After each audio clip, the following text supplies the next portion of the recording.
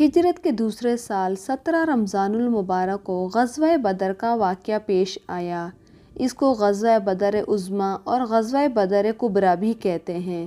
بدر ایسی بستی کا نام ہے جو مدینہ منورہ سے تقریباً 120 کلومیٹر کے فاصلے پر ہے۔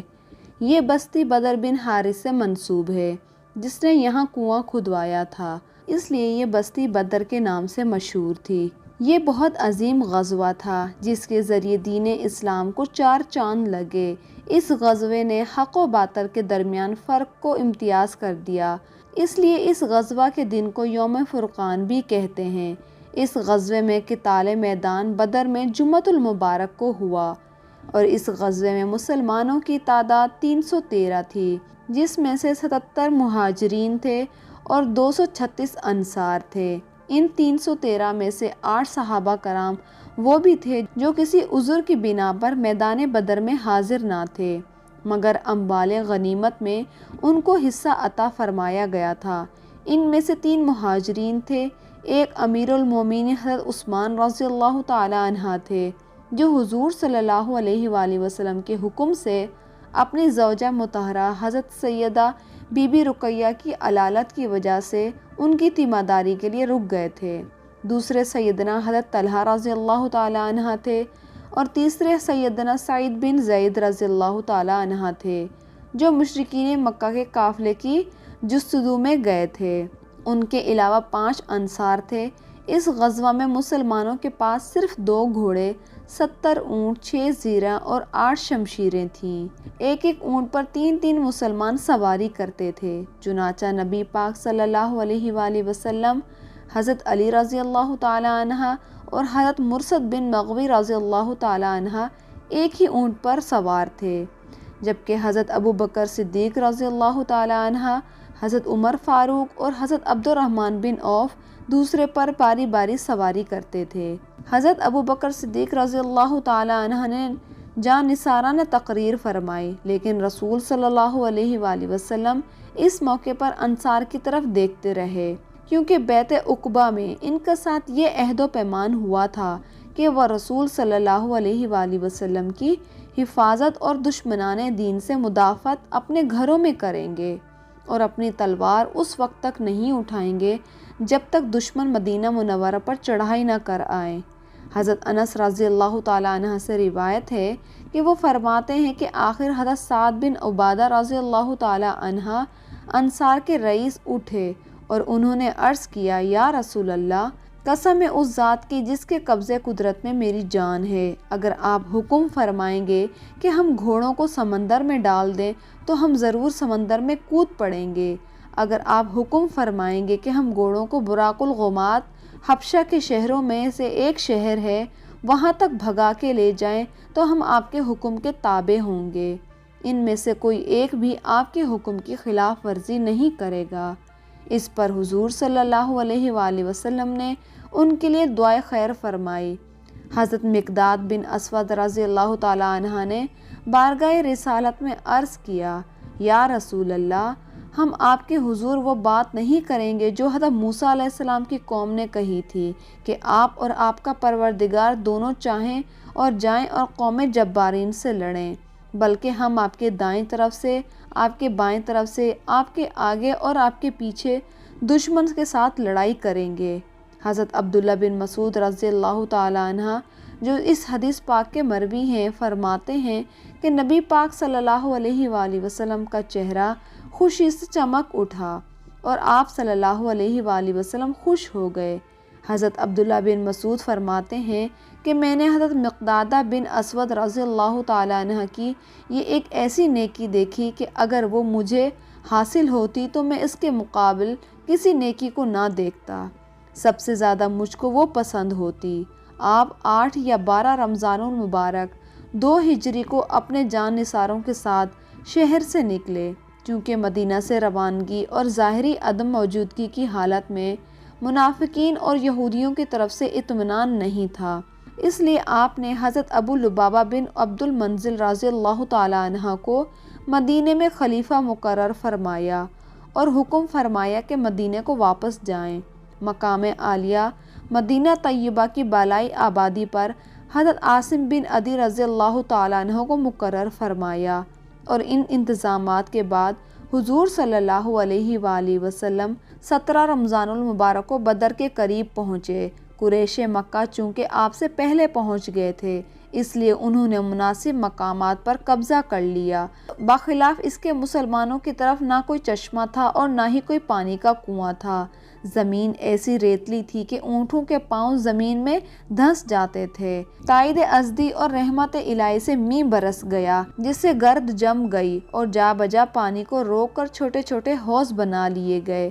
پوری وادی جل تھر ہو گئی، سب پانی سے سیراب ہوئے۔ غسل کیا، وضو کیا، اونٹوں کو پانی پلایا، مشکیزیں بھر کر رکھ لیے، اور تمام زمین سخت اور مضبوط ہو گئی۔ کفار کی زمین میں کیچڑ ہی کیچڑ ہو گیا۔ نبی پاک صلی اللہ علیہ وآلہ وسلم پر سخت خضوع کی کیفیت طاری ہوئی۔ حضرت عبداللہ بن عباس رضی اللہ تعالیٰ عنہ سے روایت ہے کہ فرماتے ہیں کہ نبی پاک صلی اللہ علیہ وآلہ وسلم نے بدر کے دن اللہ تعالیٰ کی بارگاہ الہی میں عرض کیا، اے اللہ تعالیٰ، میں تجھ سے سوال کرتا ہوں کہ اپنا وعدہ اور اقرار پورا فرما۔ اے اللہ تعالیٰ، اگر تیری مرضی یہی ہے تو پھر زمین پر تیری عبادت کرنے والا کوئی نہیں ہوگا۔ ابن اسحاق کی روایت میں ہے کہ جب قریش مکہ مکرمہ کے کافر سامنے آئے تو آپ نے یوں دعا فرمائی، اے میرے اللہ تعالیٰ، یہ قریش کے لوگ بڑے غرور اور فخر کے ساتھ پیغمبر سے لڑنے اور جھٹلانے کو آ رہے ہیں، اپنی مدد بھیج جس کا تو نے وعدہ فرمایا ہے۔ اس بے قراری پر بندگان خاص کو رکت آ گئی۔ حضرت ابو بکر صدیق رضی اللہ تعالیٰ نے عرض کیا، یا رسول اللہ، اللہ تعالیٰ اپنا وعدہ ضرور پورا فرمائے گا، اور ایسا ہی ہوا۔ اس فتح عظیم سے مسلمانوں کو نوازا۔ صرف 14 جانثاروں نے جام شہادت نوش کیا، جن میں 6 مہاجر اور باقی انصار تھے، لیکن دوسری طرف قریش کی اصل طاقت ٹوٹ گئی۔ رسائے قریش جو اپنی قوم اور بہادری میں مشہور تھے اور قبائل کے سپہ سالار تھے، ایک ایک کر کے مارے گئے۔ ان میں عتبہ، ابو جہل، ابو بختری، زمہ بن سواس بن ہشام، امیہ بن خلف، قطبہ بن حجاج، قریش کے سردار، تقریباً 70 واصل جہنم ہوئے اور 80 گرفتار ہوئے۔ اس غزوے میں مسلمانوں کی طرف سے صرف 14 مجاہد ہی شہید ہوئے۔